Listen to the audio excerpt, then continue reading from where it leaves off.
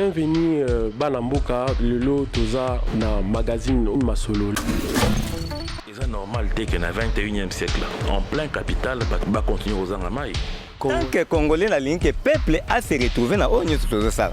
Devant un intérêt majeur, on doit faire taire nos intelligences. Sauvons d'abord le Congo. Salut à tous, bienvenue dans votre magazine Masolo, émission politico-sociale, émission qui fait la promotion des valeurs et des idées.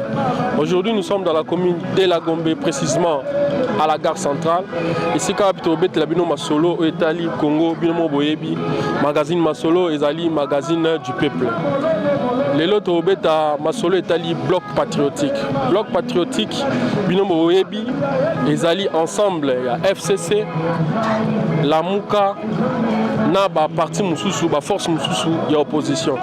Mais tolinga kito mekozon à la moi sima pour que toi ba soki ezali dû à quoi, même si ba lobby na politique des alliances se font et se défendent, mais pourquoi que ça na ba sens oyo, to na ba contexte oyo. Hier Kabila était l'ennemi juré de Martin Fayulu, mais aujourd'hui basali bloc patriotique.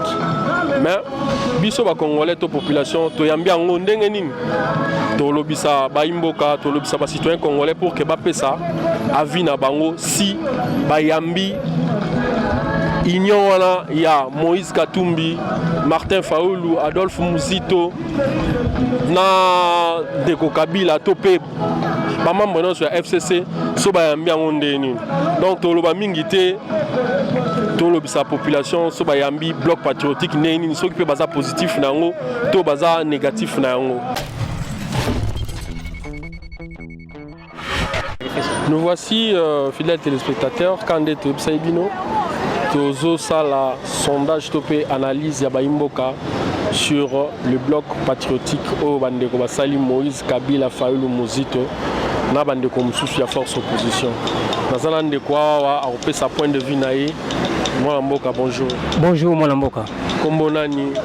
Ba benga kangai tonton Edi. Tonton Edi, toyambio na magazine na biso Masolo. Merci. En tant que Congolais, toyebi que aux jeunes parce que jeunesse c'est ça la moi ça dit jeunesse ils ont souffert, il faut tout le la vérité.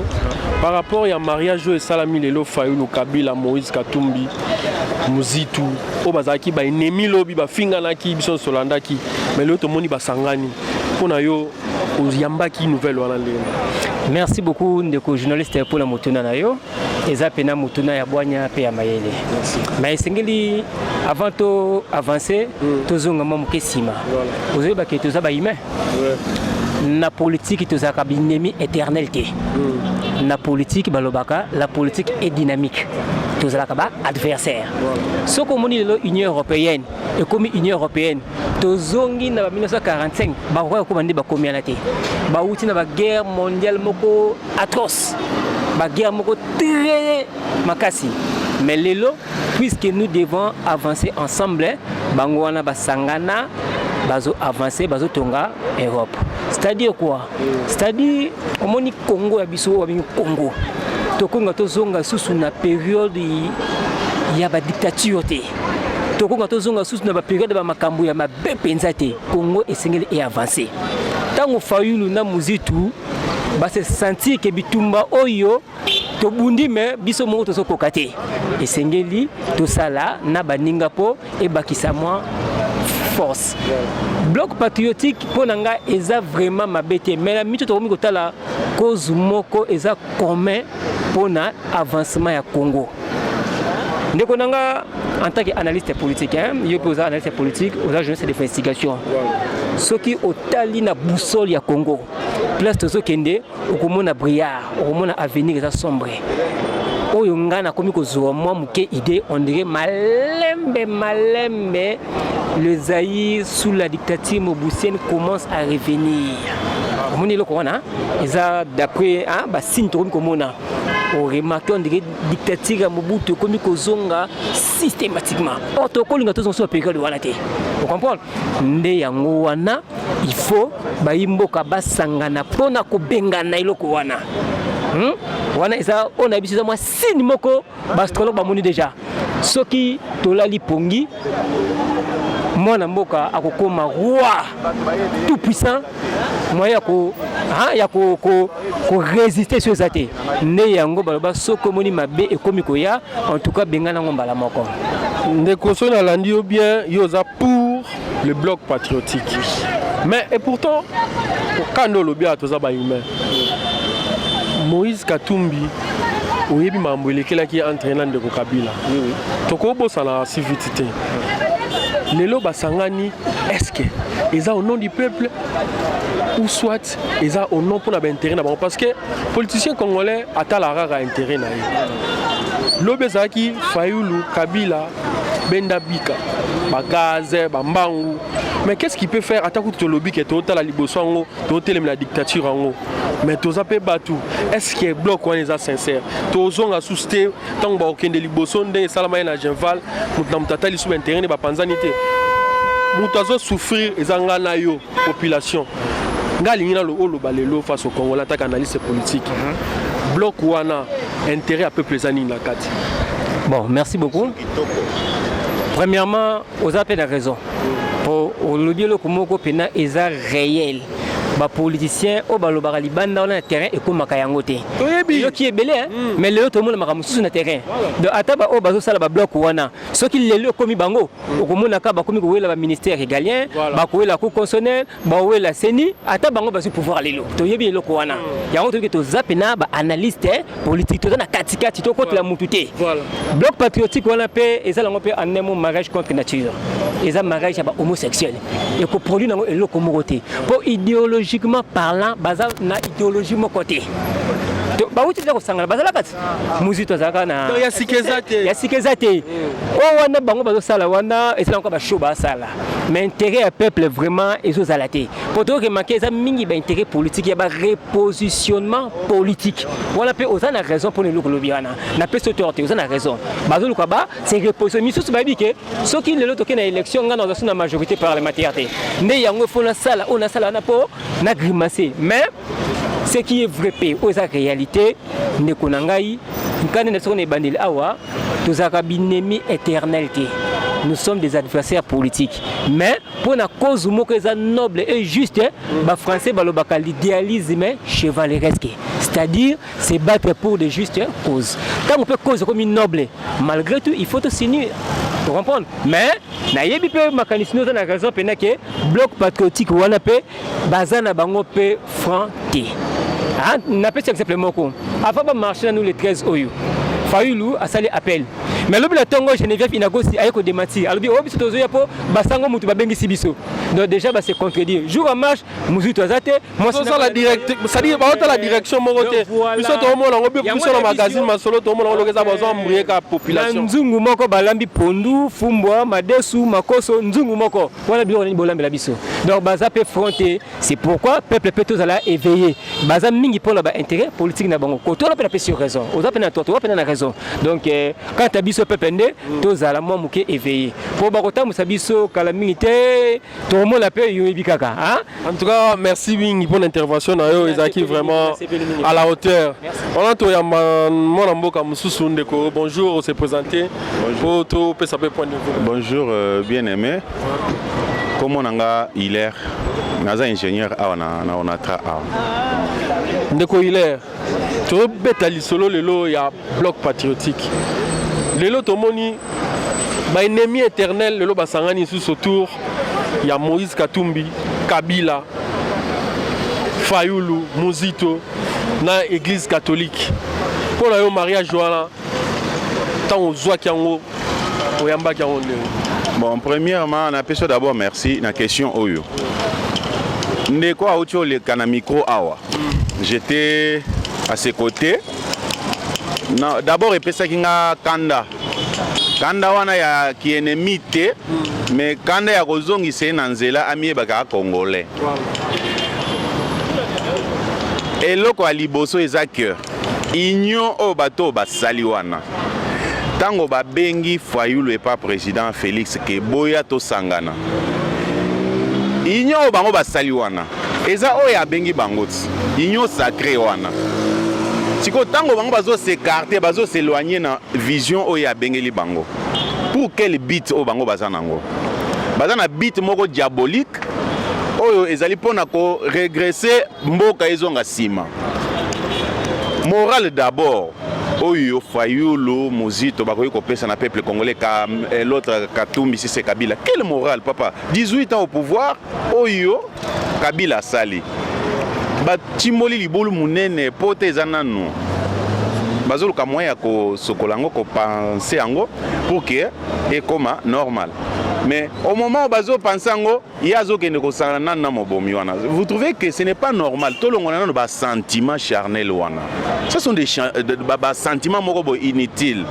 Eza pona ba intérêt na bango. Soki balingi ke mboka ekende liboso baya na vision o ya union sacrée Fayulu o azali ko luka Kabila wana. Combien de fois ça lobi mabe Kabila? Katumbi libulu munene tumba na Lubumbashi kuna. Ayibibi ba iranium ebele. Bino moko boyebi ke Jekamine eza poumon ya RDC na niveau ya économie mais Katumbi azaki na libulu wana ozomona soki tozos nyokoma eza pona clique o tozomona sikoyo wana awa babimi siko na mpwasake babomi ya Congo biso yeyo mais siko ndeko bango balobi ke ndeko topé président de la République Félix Antoine Tshisekedi a préparé candidat moko o babengi mwana mboka Denika Dimalaseni pour que Magou ezala en 2023 on a déjà que Seni wana ezali arbitre moko aza déjà kamikaze pour la élection en 2023 ya on ba telemi bango on a déjà clair tel boson akokoma kamikaze ndenge nini ba confession ezalaki oui confession 6 ba ponier 2 ba s'écarter et akokoma kamikaze par rapport à quoi ozomona ce qui est na oui confession et que 6 ba poni mutuana les 2 ba s'écarter on trouve pas le mal là dedans biso tozali ko appuyer mutuana que Kadima azala wana un point on ne peut pas rentrer en arrière na ba biloko wana et d'ailleurs makambazo sala wana ba komi sanzambe j'ai vu Nemi Mwilanya à la marche na ba téléphone mi piko ya téléphone à que marche na mi piko ya téléphone azongi nango lisusu mais dans les temps au bango bazala qui na pouvoir qui allait marcher na mi piko ya téléphone azongi nango na kati ya marche yo somona mto azo benga à l'aise mais tala qu'elle Nemi Molanya na mi piko ya téléphone azo benga azongi nango parler. Ce n'est pas le cas. Dans la démocratie, bako kende ko yamba. Soki balobi que Félix a telema, bango basanga na omona que azole ka bango na mosika, bazam ke makasi. En bref, yo zali contre groupe ya Batuana, nazali contre groupe ya Katumbi, Mozito, Fayulu na Kabila. Oyebi eza lokola neti mai moko boye, siko litanga ya poison ekoti na mai wana, mai nyonso ebebi. Komona kaka Kabila na kati ya groupe na bango wana mai na bango baby. En tout cas, merci beaucoup pour l'intervention. Bon, le regroupement bloc patriotique tel que Bazolo Belayango, bon, les abosangani entre la Moukana FCC, c'est vrai, c'est tout à fait normal, d'accord et Koko Salema, mais eloko ya mutu ya biso ba Congolais, tolingi toye ba accord yango eze belé na mboka na biso. Est-ce que PC biso ba solution? On se pose des questions. Hier, la Mouka bandaki ko s'opposer na FCC. Lelo ba komi ko sala ba bloc o toujours benga ba bloc patriotique. Nous les Congolais, nous n'avons plus besoin de théorie, ba accord est belé. Tous on a besoin ba ko sala biloko ko sungamboka. Hein, biloko ko sungamboka. Mutu na mutu à cause de la difficulté na ba faiblesse na net pouvoir ya lelo. Et ça, il y a des points positifs, il y a des points négatifs. Tout comme le cas qui est des points positifs et négatifs. Et donc, ceux qui sont d'accord avec le peuple, pour moi, je trouve que ce sont des intérêts égoïstes. Balingi, basa la front commun, basa la moi makasi, pour récupérer le pouvoir. Mais est-ce que ceux qui vont récupérer le pouvoir et que la population qui se retrouve, on a des points d'interrogation. Et donc, je trouve que ce n'est pas vraiment important ba bloc wana tozana besoin peut-être koki koyebisa mokonzi ya mboka abongisa mboka biloko mususu oyo nanu alandeli penza te alandela yango ebima kitoko neti banini makambo ya rentrée scolaire ya bana makambo ya barame oyo ezotungisa population ameka kotala bafonctionnaire bazofutama te biloko nyonso wana nde eloko ya motu ya tokosenga mokonzi ya mboka alandela mais babloke mosusu wana je trouve que ce sont des distractions, ce sont des assoiffés de pouvoir balingi bakutana bameka constituer force pour que va récupérer pouvoir. Pour moi ce n'est pas opportun. Na sepela komona que bato balingana kate bakomi kosolola. Wana loko na sepela quand même, mais je me demande est-ce qu'il y a la sincérité?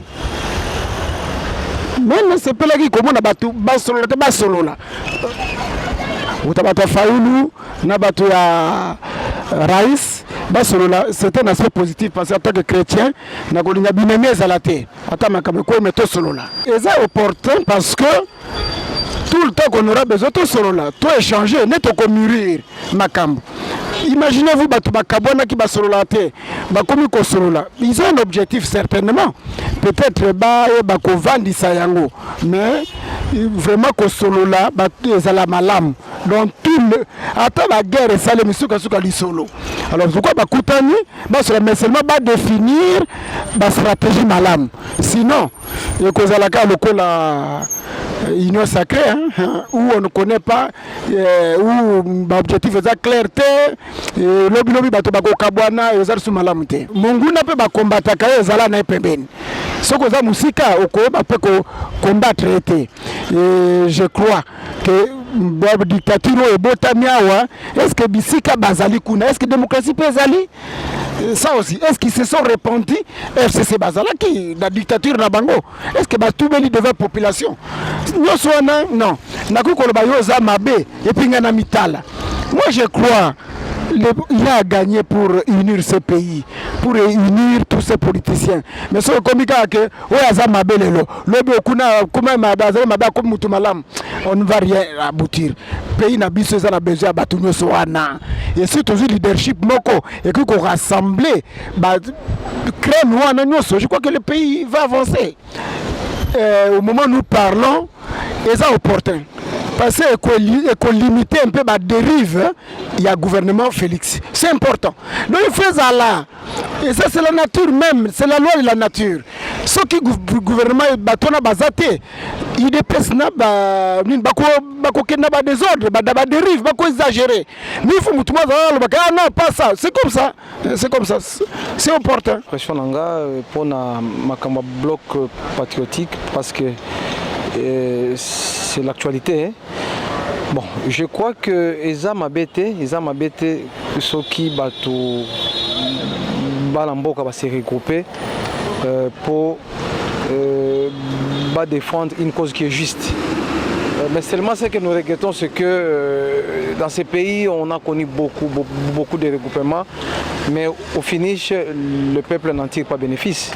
Mais je pense que c'est pas mauvais si réellement cause Bazako Bundela ils ajustent, c'est une très bonne chose. Mais seulement il faut que la politique est vraiment dynamique et surtout la politique il y a africains et surtout dans le Congo, ils sont vraiment dynamiques. Les ennemis d'hier peuvent être des amis d'aujourd'hui, comme les amis d'aujourd'hui peuvent être des ennemis d'hier.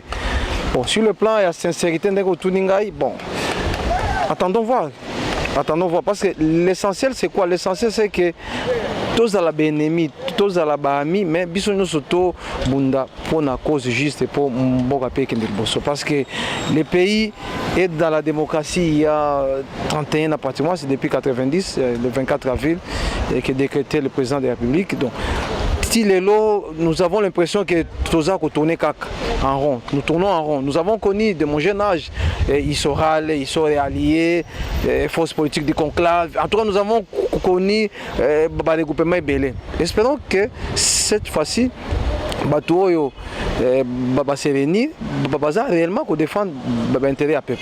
Je ne pense pas que Balobi que Babaza qu'on combattre le pouvoir en place. Non, je crois qu'il faut qu'on nuancer. Balobi que Basangani parce que Bamoni qui a une sorte de dérive dictatoriale. C'est le même discours hein, à l'époque de Mobutu. Quand on est au Lobaki, Mobutu est un dictateur, il fallait le combattre. Nous avons connu le vieux Tshisekedi paix à son âme. Après c'est Kabila, nous avons reconnu des fonds. Et bon, je ne sais pas ce qui... bon, en fait, vous avez demandé ma sincérité. Bon, moi, je crois qu'il faut toper ça bango quand même chance, mais le gouvernement en place, c'est vrai qu'il y a trop de problèmes, c'est vrai. Makambo Belé et Salema, beaucoup de promesses, ils en ont tenu, mais il y a quand même quelque chose qui est en train d'être fait. Moi, je crois que le moment n'est pas opportun pour que Batouba Bondissa, pour que le pays brûle. Je crois que Ndenge Babaza Kosala Fonwana, Basalango vraiment na lolenge bapesa ba alternative crédible na pouvoir en place plutôt que de les détruire. Mais sinon toko détruire oyo bango pe bakoya ba pe bakokende toko détruire bango au finish nous sommes en train de compter 61 ans d'indépendance mais le pays n'a pas avancé. Nazo mituna au juste eza penza nini po banani bande bakolo nango po na yoka ba confession religieuse lokola catholique na protestant bango pe nde batu baza bakolo nango bon sibitima na moni FCC Lamuka et puis Lamuka ba leader ba se retirer pendant la marche bon na comprendre ki pete bon ko sangana yango ndeti nani asangisi bango nde ba question pe naza ko mituna pe mwa mingi yango wana nani yango asangisi bango donc pour nga brana moment oyo eza lokola pour nga analyse nanga na sali eza lokola bazoko pesa batu moko bo sito bosana bango mwa muke beki donc namoni bongo pour nga batu moko bo donc bazalaki un peu kobosana bango mwa muke mena na monike batu ngo to pesi bango lisusu opportunité ya koloba bon nde yango pesi lisango pe mwa crédibilité na revendication opposition est normal na monde entier opposition est normal il fallait que zala omoni ndenge inyo sacré zaleli ezo senga pe fo opposition moko et poussango po moi ba tâtonnement za moi trop na pouvoir en place ozomona so opposition eza okomona et ça la pe côté bebaki omona babongisi esala bien mais soki ezaki na ndenge moko ezaka ke bachaka mboka na ébullition kaka non eza nango na ntina moko te po 2 ans eza mpe mbele te tolitokoma mpo na conseil na kopesa lokola na président Fachi d'abord nga monde naza boye naza mwana maison donc conseil na kopesa baluka ta biloko mibale oyo eza ke peuple peut se sentir nanu pour gratuité to sepelaki na ngonde tinga biso to za ba parents to sepelaki na gratuité année passée ko ya ba congé alaki moins bien mais Tony moi ba vraiment cacophonie les qui trop ba ça l'effort to babong Samuel na secteur moko boy comme ça ça la biso bien mais pour la vie na nga fayulu bon vie to zalaki na ye abundane ye moko asala ne pe inyo sacré ya opposition te pour azofula batu moko boy donc conseil na pe sa vie ya ngwana acha mwa mai na vinu a créer borne nde babandaki na bango wana ezala bien mais soka zui talaka donc matro na zalaki un peu stupéfait na koyoka bloc patriotique kotala beaucoup plus bande kolongi kan basangani ils ont mabete bosangani bosala eloko na bino moko bazoko bimisanga benyango bloc patriotique mais na kombo ya peuple mais tozala quand même sincère objectif na bango eza nini nde eloko place problème eza yangwana objectif na bango eza intérêt ya peuple to baza contre peuple s'il vous plaît to uti wapi toza wapi tozo kende wapi tant to telem to sa bloc patriotique. Nous avons tant vu na mboka na biso bata telem babi que notre sala be pona lorsque ba koma na place wana ba tourner do ba komo tala ba intérêt na bango ba komo tala mabomo na bango s'il vous plaît toza na premier gouvernement te président Félix Tshisekedi est président liboso te na mboka gouvernement na ye eza gouvernement ya liboso te et diriger mboka. Mais il y a eu des gouvernements passés, il y a des présidents passés. Moi, il y a une situation, affaire à bloc patriotique, tout ça là quand même sincère. Bon, ça les blocs, mais est-ce que c'est réellement l'intérêt de la population? Regardez parmi tous ceux qui sont dans le cadre, il y a bloc patriotique, qui n'a pas encore travaillé. Il y a des ceux qui étaient déjà ministres, il y a des ceux qui étaient déjà des députés. Bon, tout le monde a des députés dans le cadre de bloc patriotique. Bah, loi nini, parce que le rôle des députés, c'est la loi, il y a malam, on a intérêt à peuple. parce que ça n'a pas loi ya mabe na ba loi ya malamu na intérêt ya peuple loi nini o ya malamu basi basala vous soulevez aujourd'hui pour nous kini ko tambola vous réclamez quoi tout ça là quand même est-ce que vous réclamez les intérêts de la population? Tout ça là quand même sincère. Je m'excuse ndeko na lobelo ko moko. Na mboka soko lingo détruire mboka bato. Ko simba orte ko simba diamante. Ba belge bazwa biso ba diamant bazwa ba or ba kenda nango. Mais soko lingo détruire mboka bato simba enseignement. Vous se comprendre? Simba enseignement parce que pour docteur à la fois enseignant zala. Pour médecin pour militaire à la fois enseignant zala. Pour ingénieur à la fois enseignant zala. Bande ko bloc patriotique na sengi bino pardon. Vous avez à diriger. Nazo ko s'adresser mingi na bande ko na biso ya FCC.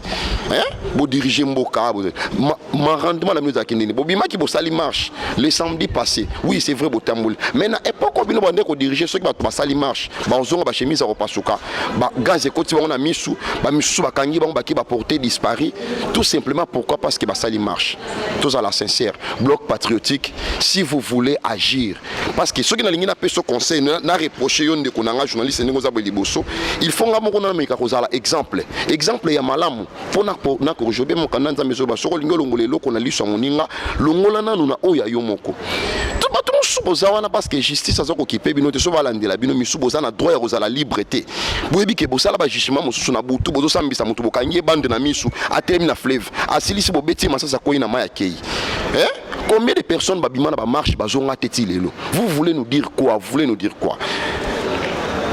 la population n'est pas vos moutons toyebi biloko wana nyonso. En tout cas, comme ça la politique et comme ça le bloc politique, ils ont bêté, ceux qui patriotiques, bloc politique, ils ont bêté. Mais le problème est à l'intérieur du peuple. Vous n'avez aucune chose à dire. Laissez Fayou le réclamer, laissez les autres parler, pas vous. Ceux qui ont les droits, soyons sincères parce que nous sommes tous les Congolais, nous voyons comment ça se passe. Dans un pays, Congolais des souches. Comment l'histoire de mon pays a commencé de passer, a commencé par des présidents Mobutu, parce que Herbisot Obota, le président Mobutu a pouvoir. Pour Mouzé Laurent Désiraye, Joseph Kabila, tout ça, ce qu'on a Félix. Soyons sincères. Diriger Mboka. Tu as histoire Mboka Nabiso, Lolenye Kani, Oyo et Kendele. Oyebi, ils ont joué ceux qui ont tué Tabalé, tout ça, n'a critères. Ceux qui attaquent qui étaient bien, rabeti bien, moussou ba fan de Sakaï Naba. Mais ceux qui a sali ba faute abeti mabe au monde arbitre a PC carton rouge. Carton rouge amérita kate ko vanda ta na bande de touche. Ba tant ba kinda ko bomba ina vestiaire. Et ça le rôle ba ndeko na biso ya FCC tous à la sincère. Ba ont mérité te bota la match na bande de touche, voire même na tribune te ata na kati ya pour tout te. Bon mérité bota la match libanda donc c'est la vie de batala ka Congo libanda. Ils ont commis des crimes graves. Le FCC n'a aucune leçon à nous donner. Laissez la politique. Les Fayoulou que vous alliez aujourd'hui, vous voulez tuer Fayoulou. Avimara na mutu pona nyake neko beta bali. Tous à la sincère de konanga journaliste. Pardon. Ils attendent au dribble batuté. Bali ngaba pour mon papa wanati. Les lobo komi ba aminaye. Non, ils ont pour l'intérêt de la population. Ce n'est pas pour l'intérêt de la population, c'est pour leurs intérêts machiavéliques. On les connaît tous. Bien posant la leçon ya kolobate, c'est pourquoi parce que bon, quelque part pour politique il y a président actuel Félix Tshisekedi. Aza MP, moi ne bolingo ne éviter si c'est comment. Parce que vous êtes déjà qui devez regarder le Congo ailleurs, Moussika, combien des exilés politiques n'attendent Abino? Combien de bateaux babimina mikanda ya ba crime parce que Akimi balinge ba bomaye. Nous n'avons pas oublié ba Congolais bazabazo bati to zabato à courte mémoire te bibilo ko na nyonso. Nous vous respectons beaucoup, vous êtes nos frères, nous sommes des frères, mais fermez d'abord. Bino botika na nota batu musuba sala. Vous êtes déjà qui devez voir prendre même comment dire pension politique ici je peux dire. Pension d'aller d'être en pension.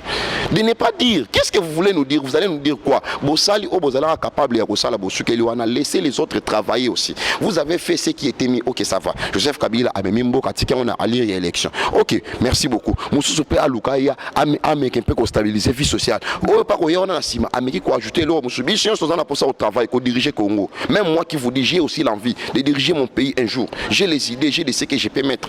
Mais ce n'est pas toujours vous et vos enfants. Non. Dans ça contre bloc patriotique mais certains actes vont opposer, vont mériter, ils ont mérité. Soyons sincères. Soyons sincères. Parce que nous, écoutez, il y a l'essence, il y a l'importance et moins important. Nous cherchons ce qui est essentiel. Ce qui est essentiel. Soyons quand même sérieux. Vous savez là où je parle. Bissika besoin interview. Naza a quelques maîtres na bureau à chef de l'État. À l'époque, ce n'était pas comme ça. Nous avions quand même eu la liberté de l'expression. Aujourd'hui, tu peux parler de la politique. Nakati Abissi, Nakati stade de football, partout. Pourquoi? Parce que nous avons quand même eu la liberté de l'expression. Soyons quand même sincères. Ça nous montre que le monsieur, le chef de l'État, il a quand même cette volonté-là de changer les choses. Bloc patriotique, ils réclament quoi? Ils sont contre quoi? Ils sont pour quoi? Soyons quand même sincères. Il y a des députés en bloc patriotique qu'ils disent là, des députés nommés qui n'ont même pas postulé, vous le savez, monsieur le journaliste. On doit quand même être sincère. Vous voulez reprocher les autres en quoi? Nous ne sommes pas des cobayes, nous ne sommes pas des gens de courte mémoire. Au Congo, il y a des intellectuels, il y a des hommes très intelligents. Comme moi, je vous parle. Et ça m'a bêté tout le dérapage. Quand même, il faut exemple. Ce que tu as le dérapage, mais tu as renversé pyramide. Chez eux, ils ont fait le tout sauf les biens.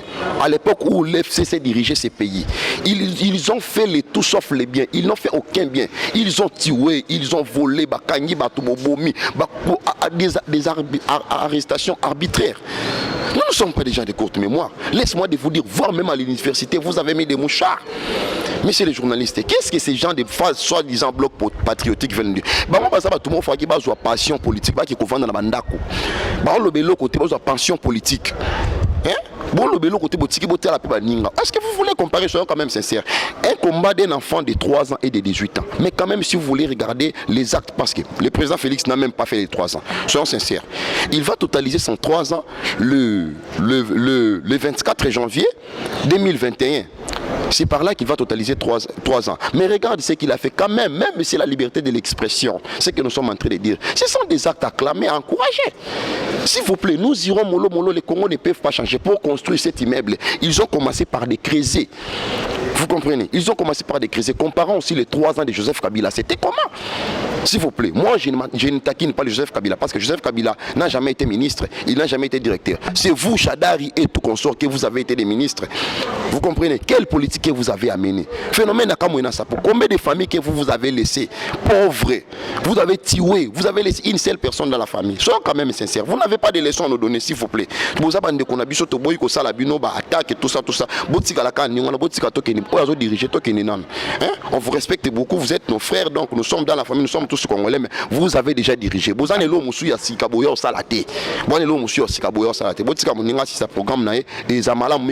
développé. Ça l'est fini pour aujourd'hui, mesdames et messieurs. Nous disons un grand merci à Michel Zolo qui était à la réalisation. Continuez de soutenir cette émission. On se retrouve prochainement si Jésus-Christ ne revient pas. Au revoir.